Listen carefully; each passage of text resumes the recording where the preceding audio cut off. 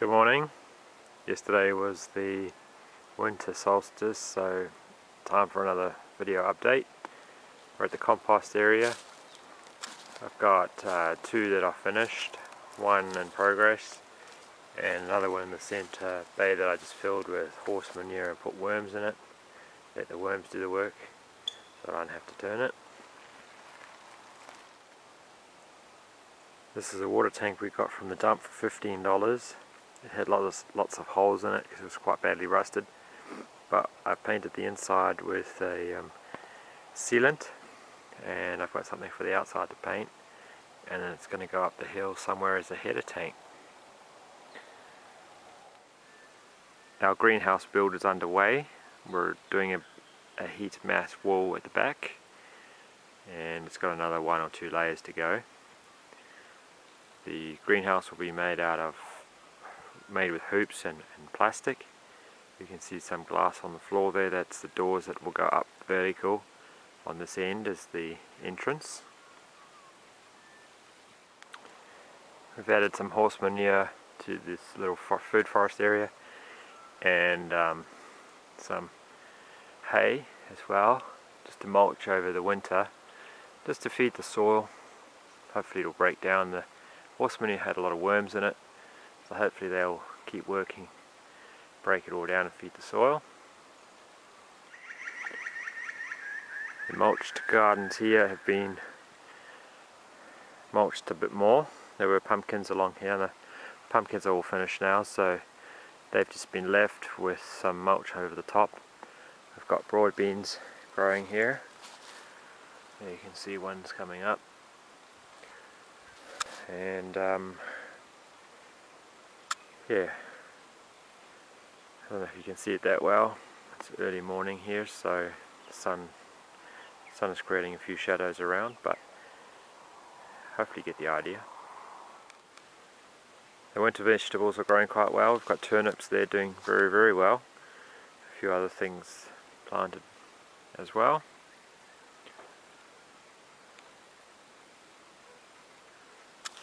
Generally we've got our winter greens in between plants. Also you can see those 3 blue barrels. I planted some fruit trees there, deciduous ones. So yeah, there's no shading course now in the winter, but in the spring, summer and that there'll be leaves on, which will shade this area a little bit, keep it a little bit cooler, and just make use of the space. The other containers we're using to grow here also have winter veggies in them, turnips and kale and a few other greens. They're all doing quite well.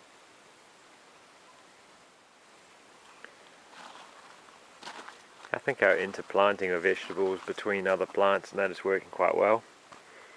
They do still get some bugs on them, but we just have to keep checking all the time and look for slugs and snails and a few worms.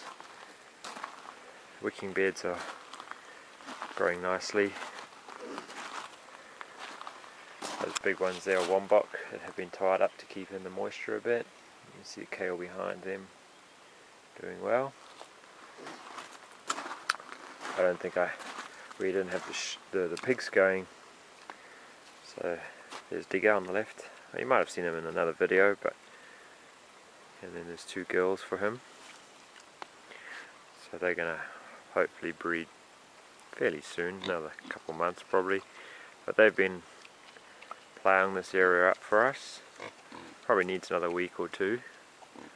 And then we'll probably do another plot, another area on the flat near the fence line over there. Is our second kitchen garden sort of plot. We'll try and grow a bit more bulk vegetables that we can then bottle, preserve.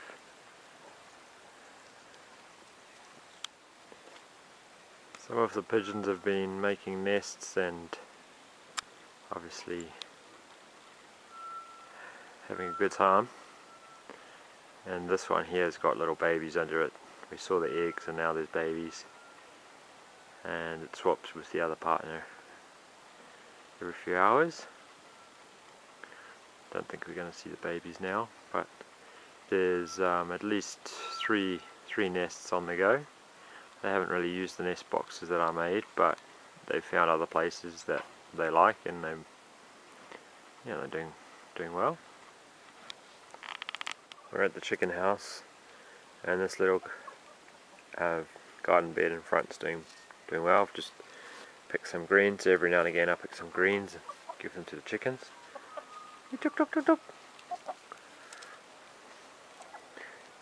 And that just supplements the grass that they get from their area. They quite like the greens.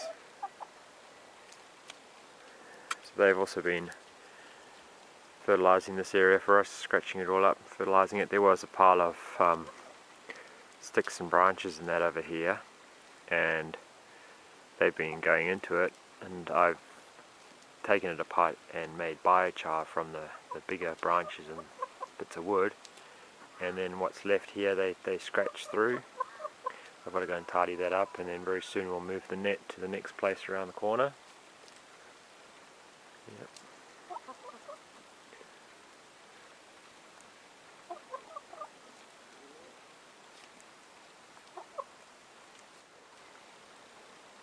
I don't know if you can see it, there's one of the black chickens sitting in the nest box. Very close. There she is. So we're getting 1 to 3 eggs. They just started laying maybe 3 weeks ago, much to our delight, because we thought we'd have to feed them all the way through the winter. But yeah, just one day we found an egg, and very happy. Yeah, they've eaten all those greens I just put out.